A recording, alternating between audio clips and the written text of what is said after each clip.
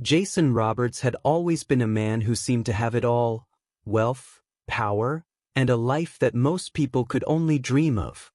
He was the epitome of success, the kind of man who could command a room with a single glance. His life was a carefully curated masterpiece. But beneath the glossy surface, there was a truth few knew. Jason's world was built on a fragile foundation, one that could crumble with just one wrong move. And when that move came, it brought everything down. Jason had always been driven by one thing: ambition. He was born into a modest family, but by his mid-30s, he had transformed himself into one of the richest men in the country. His fortune came from real estate and technology, two industries that had long since turned into cash cows for anyone with the vision to tap into them. For years, Jason's name had been synonymous with success. His investments were legendary, his business decisions were near perfect, and his wealth seemed to grow exponentially.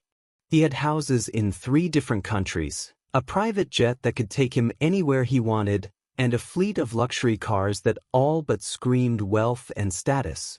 His lifestyle was a constant parade of high-end restaurants, gala events, and private parties.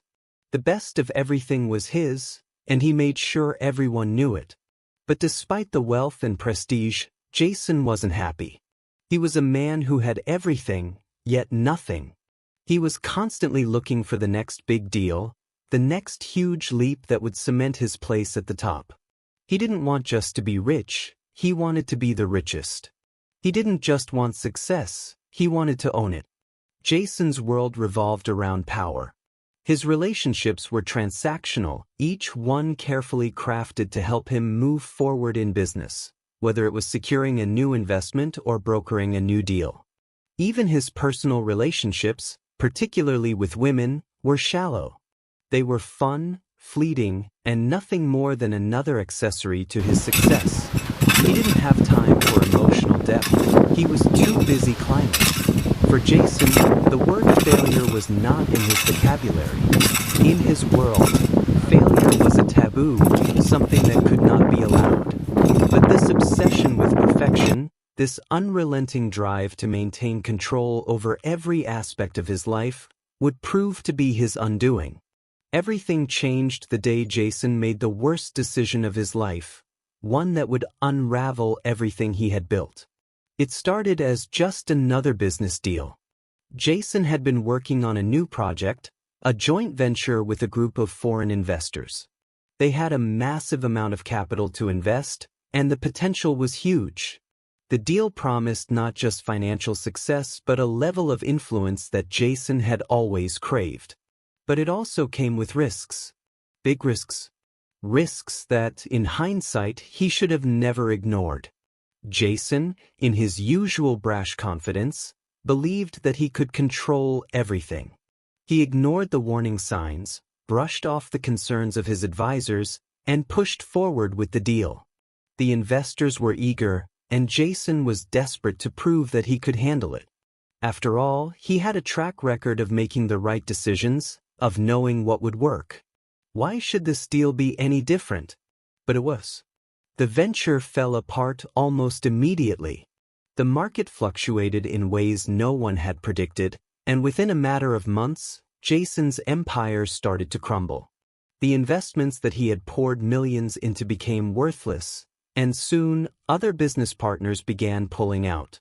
One by one, the deals that once seemed rock solid began to fall apart.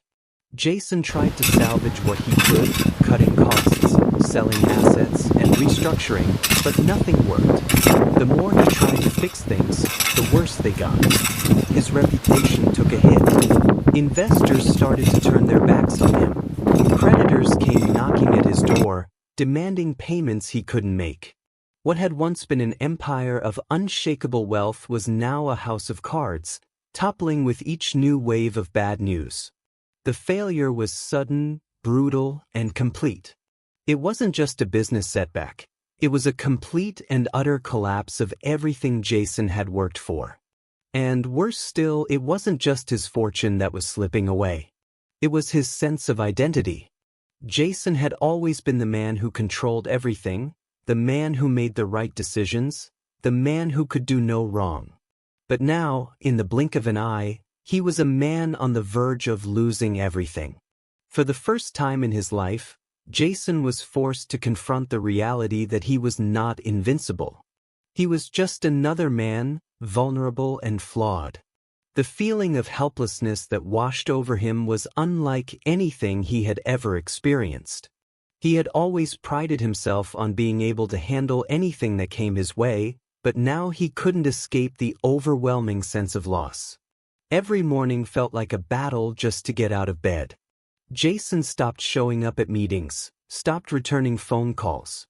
The man who had once been the center of attention at every event now withdrew from the world. The lavish parties, the private jet flights, the extravagant dinners, everything that had once defined him now seemed meaningless. What was the point of it all if it could be taken away in an instant? The pressure of the failing business weighed heavily on Jason's shoulders. Every phone call brought more bad news.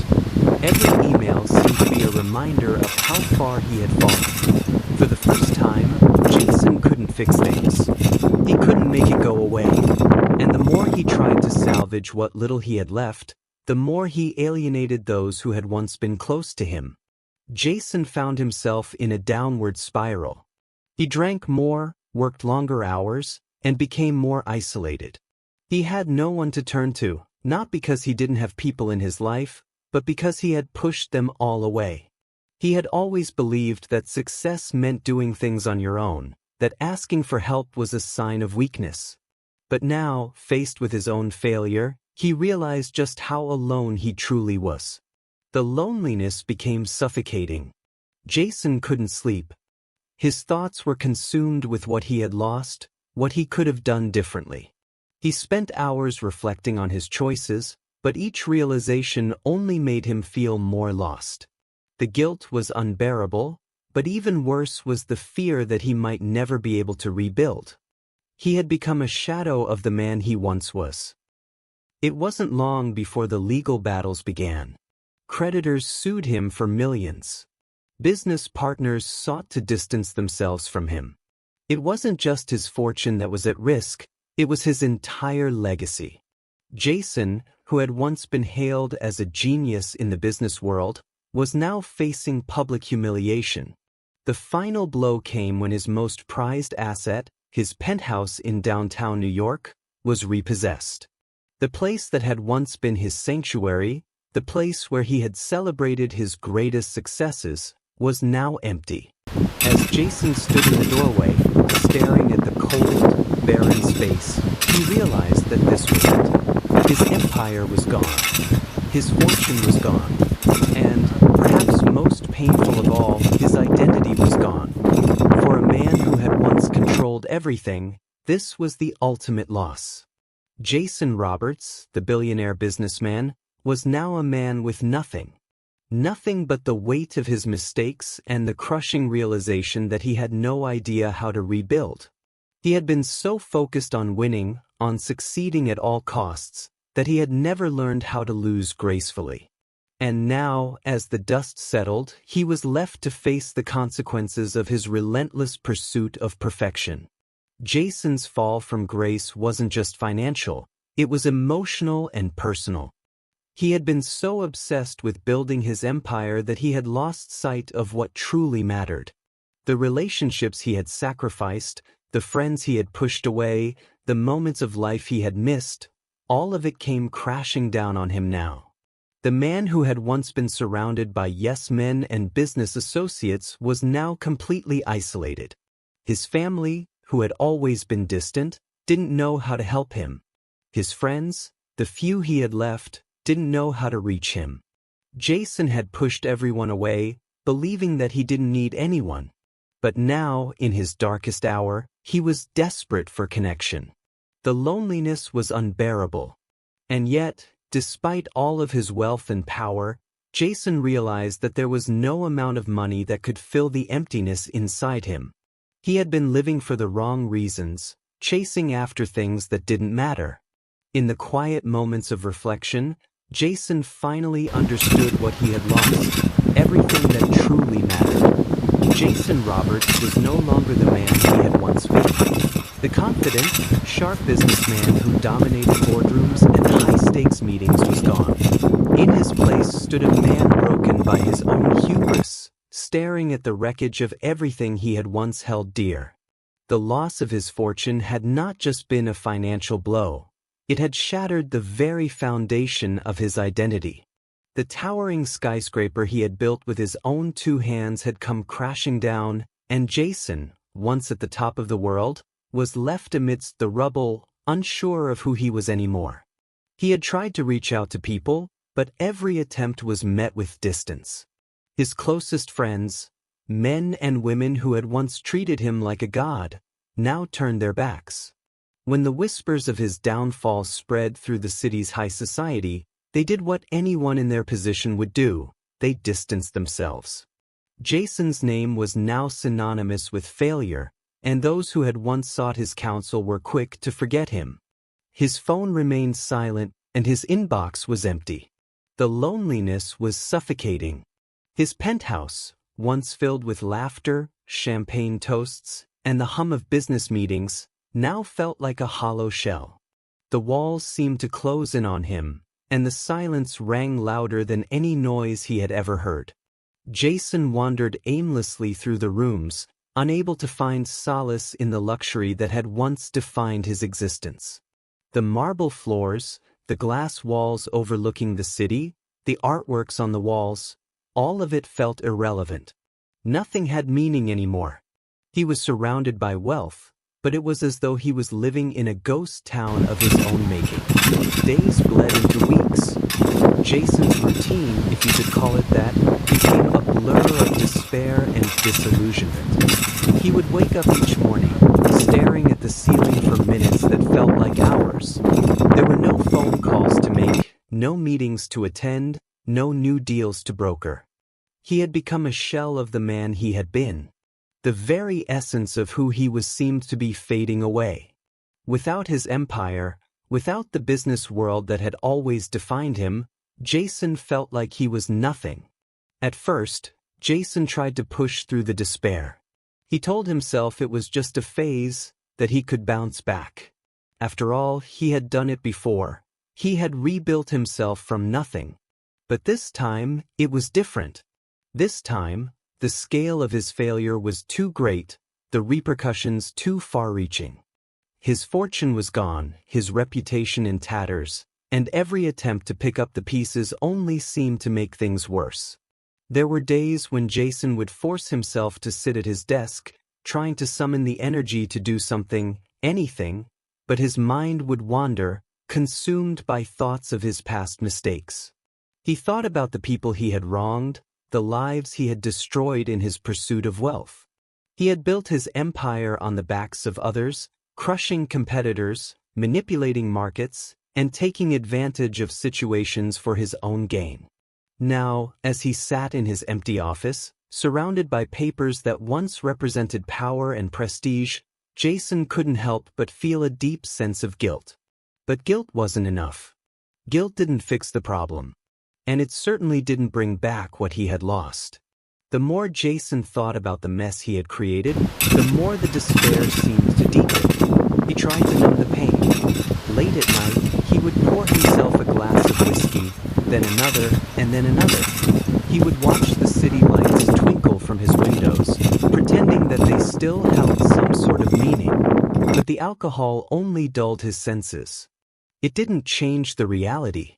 It didn't make the loneliness go away. As Jason sat in his office, staring out at the skyline, he began to feel the weight of his mistakes more than ever before. The truth was undeniable now. He wasn't just facing the fallout from a bad business deal. He was facing the consequences of a lifetime of choices.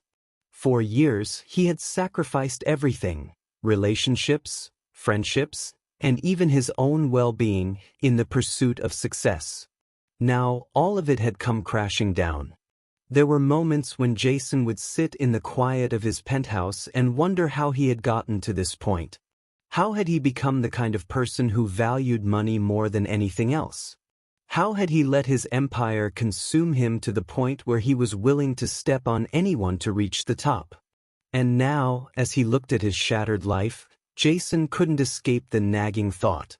Was it all worth it? His thoughts turned to his family. His parents, who had always been supportive, but whom he had neglected. His ex-wife, Olivia, who had left him years ago, tired of his obsession with work and the lack of emotional connection in their relationship. And his daughter, Emma, whom he had barely seen in the last few years. The memories of these relationships haunted him. He had pushed them all away in his quest for success, and now they were gone. Jason knew he had no one to blame but himself. The loneliness was suffocating. It felt like there was no escape from the hole he had dug for himself. But even in his darkest moments, there was a glimmer of something else. Something faint, but unmistakable. A desire to change. A desire to rebuild. A desire to find redemption. But how? How could he rebuild a life that had been destroyed? How could he regain what he had lost? The answers were elusive, and Jason's desperation grew with each passing day. It was around this time that Jason met someone he never expected. Her name was Claire, and she was different from anyone Jason had ever known. She wasn't impressed by his wealth, his status, or his past accomplishments. She didn't care about the things Jason thought mattered most. In fact, she had nothing to gain from him. Claire worked as a social worker at a local shelter, helping people who had lost everything just as Jason had. But what struck Jason most was her kindness. Her willingness to listen. Jason had met Claire purely by accident at a charity event for the homeless. She was there to speak about the work her organization was doing, and Jason, always looking for ways to redeem himself, attended the event to make a donation. He didn't expect much. He certainly didn't expect to find anything that would change his life. But then Claire spoke. She didn't talk about money. She didn't talk about the things Jason cared about. Instead, she spoke about the power of human connection. About how the simplest acts of kindness could change lives. About how people could rebuild, even after losing everything, through the support of others. Jason couldn't help but be moved by her words.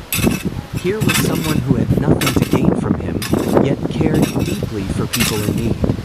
She wasn't offering him anything but the opportunity to change, and for the first time in months, Jason felt something stir inside him. As Jason and Claire's friendship began to grow, Jason found himself at a crossroads. Could he really change? Could he rebuild his life without the wealth, the power, and the empire that had defined him? Would he be able to let go of the person he had been for so long and embrace something different? It wasn't easy. Every day, Jason struggled with the temptation to fall back into his old habits. The desire to regain control, to find power again, was always lurking in the background. But Claire's kindness, her belief in him, gave him a glimmer of hope. Slowly, Jason began to see that there was more to life than money. More to life than success. He started volunteering at the shelter, offering his time and his knowledge. He began rebuilding relationships with the people he had once pushed away, including his daughter, Emma. Jason's world had once been built on the foundation of his own ambition, a world where power and control reigned supreme, and every interaction was transactional. The collapse of his empire shattered that illusion, but it also opened the door to a path he never expected. In the wake of his fall, as Jason grappled with the aftermath of his choices, he realized that the road to redemption wasn't about grand gestures or flashy acts of charity. Instead, it was about the small, everyday decisions he made to change his life, rebuild relationships, and atone for the past. The first of these small gestures started with a single, humble decision: to show up. Showing up.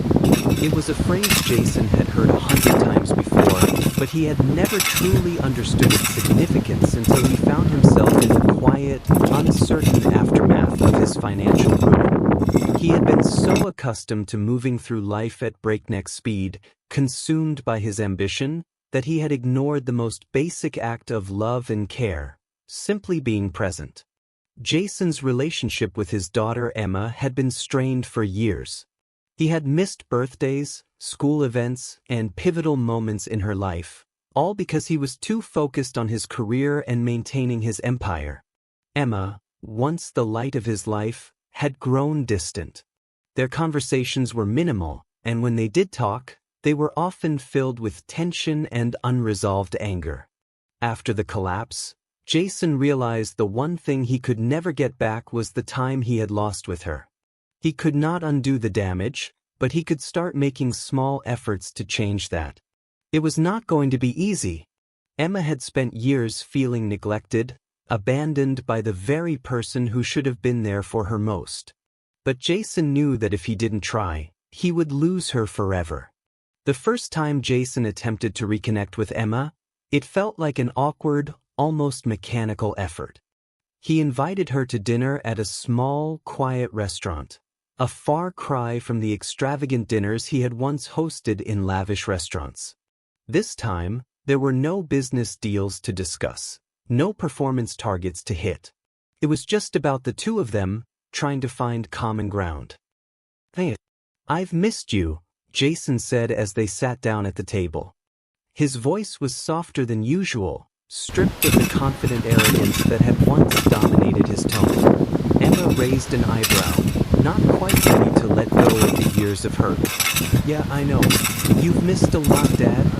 Jason winced at the bluntness of her response, but he understood it. His heart ached at the realization of just how much time had slipped by. "Listen, I can't fix the past. I'm not going to pretend that I can. But I'm here now. And I want to be a part of your life. I don't know how we're going to rebuild this, but I want to try." Emma didn't answer immediately. She took a long sip of her water, then slowly looked up at him. The walls that had once been built around her were still there, but they were starting to crack. It wasn't that she had forgiven him, not yet. But this was a beginning. "I'll give you one chance, Dad," she said quietly, "but it's up to you to make it work." That was all Jason needed. It wasn't a resounding declaration of love, but it was something. Emma had left a door open, and Jason knew that now was the time to start proving himself. The following weeks were filled with small efforts from Jason, efforts that might seem insignificant to most, but meant everything in the context of his journey.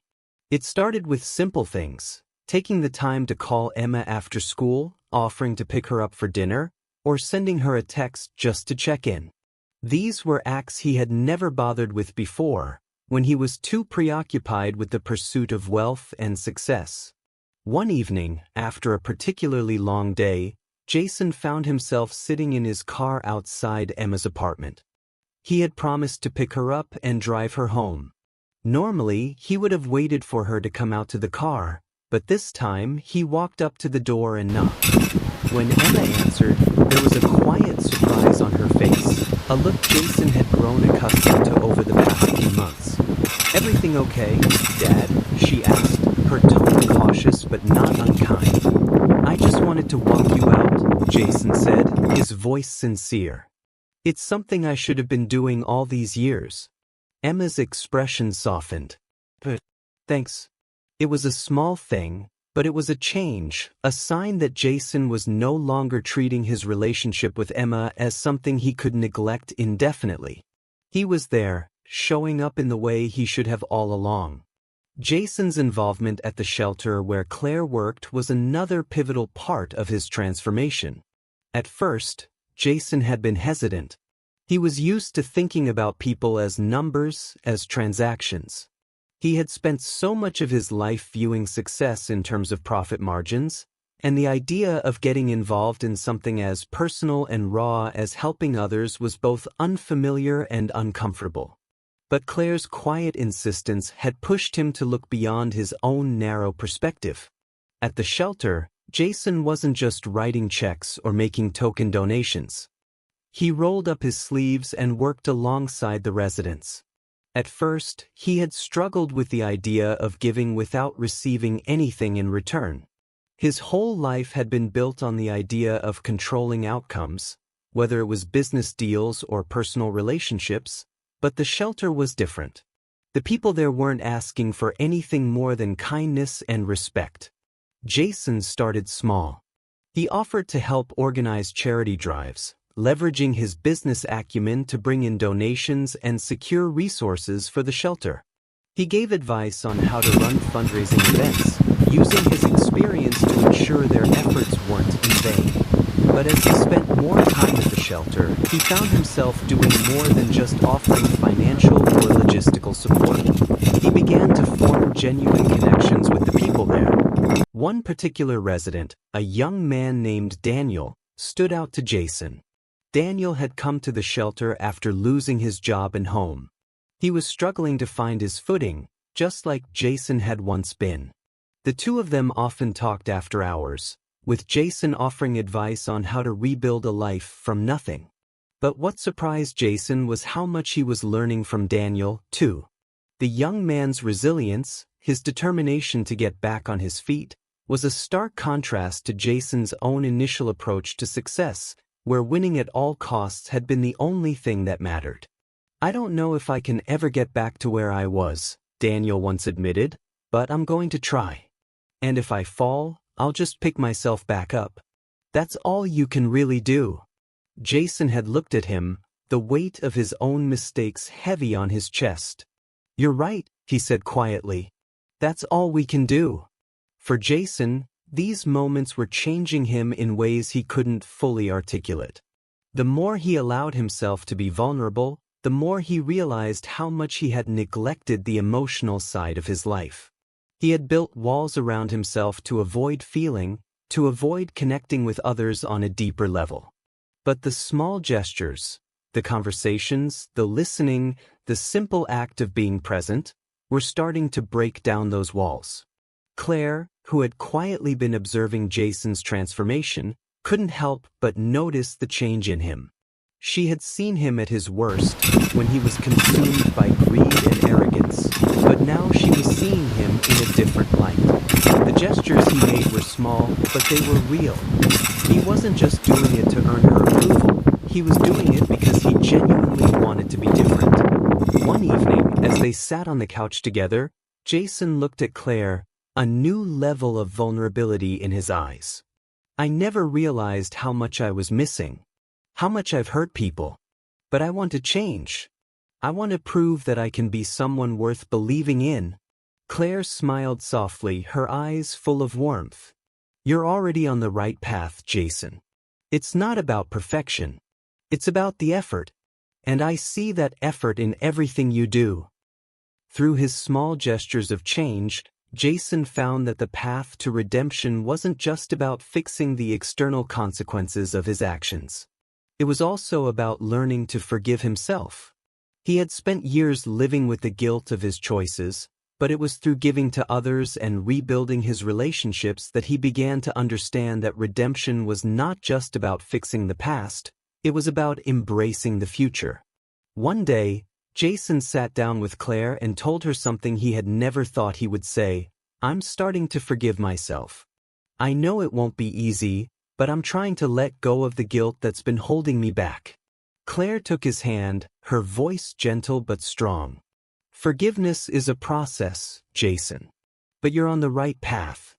And every step you take, no matter how small, brings you closer to the person you want to be."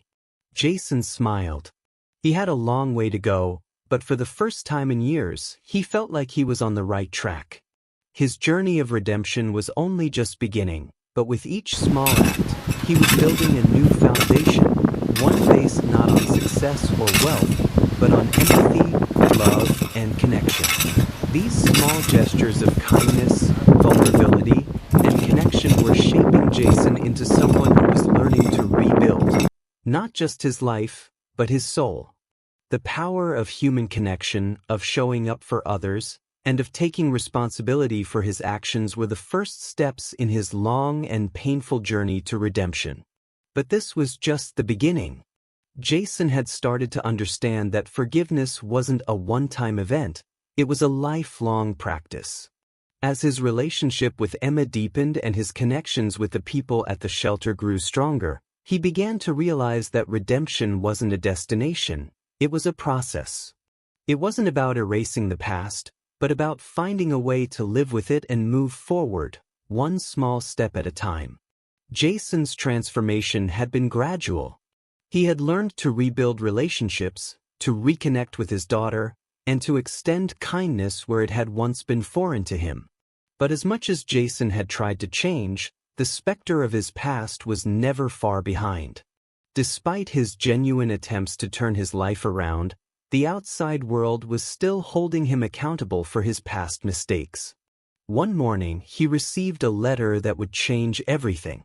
It was from the board members of his former company, the one he had built from the ground up before it crumbled under his own ambition. The letter wasn't just a notification, it was a formal demand for a financial settlement. The company was in trouble, and the board members were coming after Jason for the debts and damages caused by his reckless leadership. The amount they demanded was astronomical, more than Jason could afford, even after selling the last remnants of his wealth. But the real blow wasn't the money, it was the realization that the past Jason had worked so hard to escape was coming back to haunt him. For days, Jason was consumed by this looming threat. He fell back into the old habits of panic, anxiety, and hopelessness, the very emotions that had driven him to focus solely on wealth and control all those years. It felt as if everything he had worked for, everything he had rebuilt, was slipping away. The past wasn't just a memory now, it was a real, tangible force that threatened to drag him under once again. In the midst of his despair, he found himself on a familiar path, the path of self-doubt, anger, and isolation. He couldn't face Claire, he couldn't face Emma, and he couldn't face the people who had been so kind to him. How could he, after everything he had done, allow them to see him as a failure once again? It was Claire who pulled him from the brink. She found him sitting in his office late one evening, staring blankly at the letter, his hand trembling as he clutched it. For a moment, she said nothing. She simply sat down next to him and waited. She knew him well enough by now to understand that sometimes, the best thing she could do was just be there. "Jason, you can't keep doing this," Claire said, her voice steady but full of compassion. "You can't keep running from this. I know it feels like it's all falling apart, but that's not the truth. The truth is you've changed. And this moment is just another part of your journey. You don't need to carry this weight alone." Jason turned to her, his eyes filled with tears. "But I ruined everything, Claire. I've ruined everything I've ever built. This is the consequence of my actions. How can I keep going when the people I hurt are demanding more from me?" Claire shook her head. "What you've done in the past, yes, it matters. But what matters more is what you do now. You can't change what's already been done, but you can choose how to respond to this. You have to decide if you're going to let this moment define you, or if you're going to redefine it." Jason felt the weight of her words settle over him. She was right. He had been defining his future by the mistakes of his past, holding himself back with guilt and shame. But Claire was asking him to face this challenge head-on, to confront his fears and take responsibility, not as a way to punish himself further, but as a way to learn, grow, and ultimately heal. Jason's first step in confronting his past was the hardest. He had to call the board members of his former company. It was a conversation he dreaded, but it was also necessary. He wasn't going to hide from the consequences any longer. On the other end of the phone, the voice of his former CFO was cold, calculating, but not without a hint of satisfaction. The demand for the settlement was non-negotiable. But Jason wasn't the same man he had been before. He wasn't the man who would try to outmaneuver or manipulate his way out of this situation. Instead, he took a deep breath and, for the first time in years, spoke honestly. "I know I made mistakes," Jason said, his voice steady but heavy with sincerity. "And I'm not asking for forgiveness. But I'm asking for the chance to make things right, even if it takes me years to pay it back. I'll do whatever it takes to make up for what I did." There was a pause on the other end of the line. Jason braced himself for the worst, for a rejection that would further cement his failure. But then the CFO spoke again, softer this time. "You've changed, haven't you?" the CFO asked, almost as if he were surprised. "Well, Jason, I'll give you a chance. We'll work out a repayment plan, and we'll be watching. Don't make me regret this."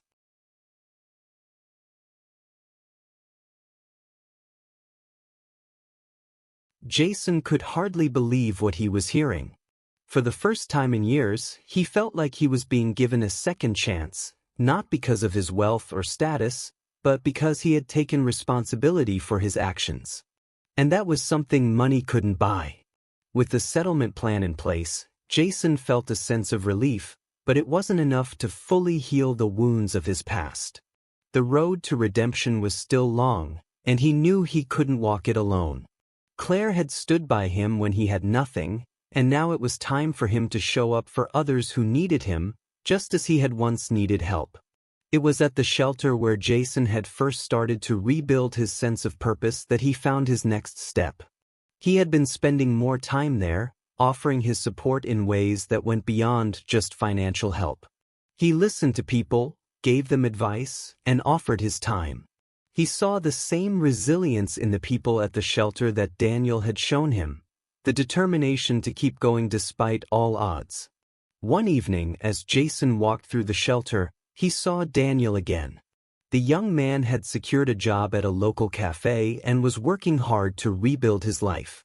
The pride in Daniel's eyes as he spoke about his progress reminded Jason of his own journey. "You've come a long way, Daniel," Jason said, smiling. "I'm proud of you." Daniel returned the smile. "You've been a big part of that, Jason. You showed me what it means to keep going, no matter how tough things get." Jason's heart swelled with pride. This was the moment he had been working toward. He wasn't just redeeming himself for his past mistakes. He was becoming the man he had always been capable of becoming, someone who could truly help others, not for recognition, but because it was the right thing to do. As Jason's life continued to shift, so did his relationships. He had mended his bond with Emma, but it wasn't until a family dinner one evening that he truly realized how far they had come. Emma sat across from him, no longer the distant, hurt teenager who had once refused to speak to him. She was smiling now, laughing at his jokes, and sharing stories from her day. "You know, Dad, I've been thinking," Emma said, her voice light. "You've really changed. I mean, you're not the same guy you were." Jason smiled, his heart full. "I'm trying. Every day, I'm trying." Claire, sitting beside him, squeezed his hand. It was a quiet gesture, but one that spoke volumes. Jason had come so far, and he had done it with the love and support of the people who cared about him most. That night, as they sat together, Jason looked around the table and realized something that had eluded him for so long. He had everything he needed to be happy, and it had nothing to do with wealth or status. It was about the people in his life, his daughter, his partner, the people he had helped along the way. The final piece of his rebirth was acceptance, not of the world around him, but of himself. He had been lost in the pursuit of success for so long that he had forgotten the simple, beautiful truth. Redemption was not about what you gained, but about what you gave. Jason's rebirth wasn't marked by a grand gesture or a moment of instant success. It was marked by the small, quiet moments. Moments where he showed up, where he gave of himself, where he chose to be present and accountable. He had spent years chasing success, but now he was learning that true success came from living a life of integrity, empathy, and service to others. As the months passed, Jason knew that the challenges weren't over. He still had a long road ahead, but for the first time, he wasn't afraid. He was no longer defined by his past, and he was no longer afraid to face his mistakes. With Claire and Emma by his side, he knew he could face anything. And as Jason looked ahead, he realized that his journey wasn't just about him. It was about the people he could help, the lives he could touch, and the legacy he could leave behind. Not of wealth, but of love, transformation, and redemption. The past may have shaped him, but it was no longer in control. Jason had rewritten his story, and this time, he was in charge. If you found this story inspiring, don't forget to hit that subscribe button and watch our next video for more powerful journeys of transformation.